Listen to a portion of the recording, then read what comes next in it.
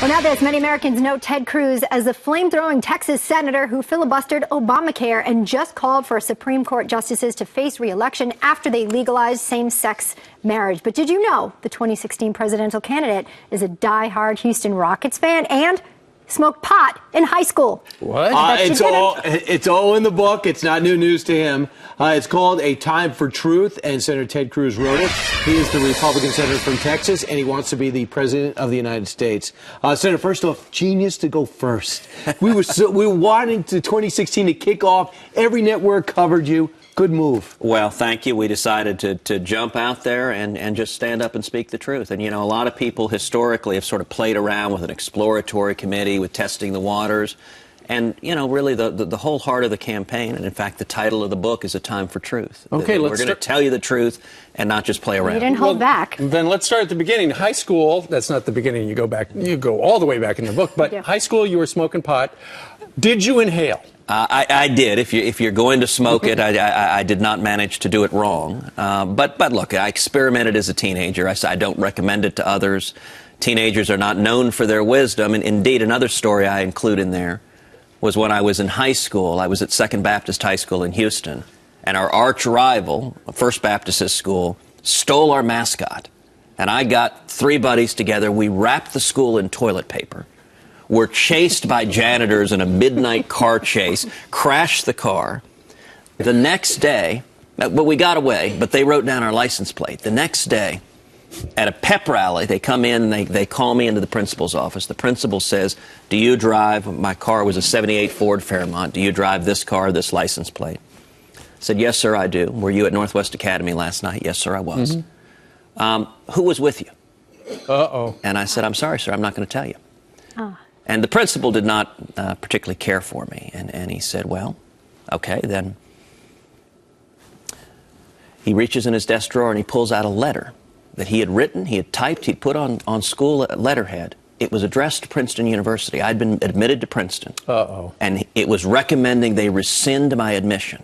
And he hands it to me. He says, do you want me to send this letter? And I said, no, sir, I don't. And he says, then tell me who was with you.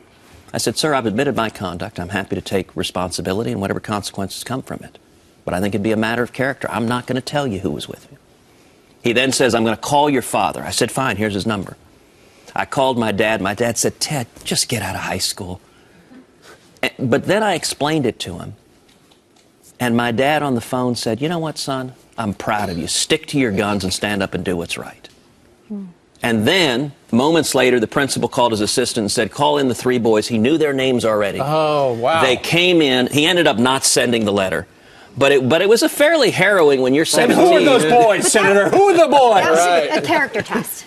Well, and you passed. I hope so. And one of the things that I discuss in the book is my family story. You know, my father was imprisoned and tortured in Cuba. I mean, I have his mugshot of when he was beaten and has a broken nose in Cuba.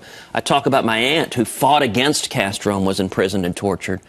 I talk about my mom who stood up to her alcoholic father and became the first person in her family ever to go to college. And, you know, I admire people who stand up for principle. I know, and your story, one thing is you are true to your school in every respect. So, hey, we got some questions. We're just going to give a bigger swath of what's in your book to give people an idea what's going on.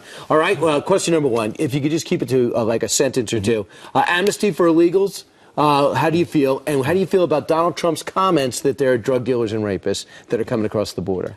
Amnesty is wrong. It's unfair to millions of legal immigrants like my dad, who came legally in 1957, penniless and not speaking English. When it comes to Donald Trump, I like Donald Trump. I think he's terrific. I think he's brash. I think he speaks the truth. And I think NBC is engaging in political correctness that is silly and that is wrong. Should he apologize for what he said? I don't think you should apologize for speaking out against the problem that is illegal immigration. I recognize that the PC world of mainstream media, they don't want to admit it. But the American people are fed up. Now, listen, we are also a nation of immigrants, and we should celebrate legal immigrants. But Donald Trump is exactly right to highlight the need. Are they mostly drug dealers and rapists that are coming across the border? Look, they're not mostly that, but Donald Trump he has a way of speaking that gets attention, and I credit him for focusing Great. on an issue that needs to be focused. And he was talking about the unsecured southern border is a problem, and that's, you know, you have talked about that for years. Look, I represent the state of Texas. Yeah. We've got nearly 2,000 miles of border. I'll tell you, you know, I've been down there. I've seen the bodies of the women and children of immigrants who are being smuggled in. I'll tell you who are definitely criminals are the smugglers. Yeah. The smugglers are transnational, vicious cartels. You look at these unaccompanied children who are being brought in by these drug cartels. These kids are being physically abused. They're being sexually abused. These are bad, bad guys, the human smugglers and drug smugglers, and we need to focus on national security, particularly with the threat of ISIS. Your new book is called Ted Cruz, A Time for Truth. A great book. It tells his life story, and read it and find out why he bought his wife a 357. Well, and what it also tries to do is tell the inside story of if you've ever wanted to be at a closed-door meeting of the Senate Republican leadership, if you ever wanted to know what goes on behind the doors at the U.S. Supreme Court, I started my career clerking there. I endeavor in the book simply to tell the truth of what's happening in our country. And why you're running. Absolutely. Senator, thank you very much. Great to see you. Thank you. Senator. All right.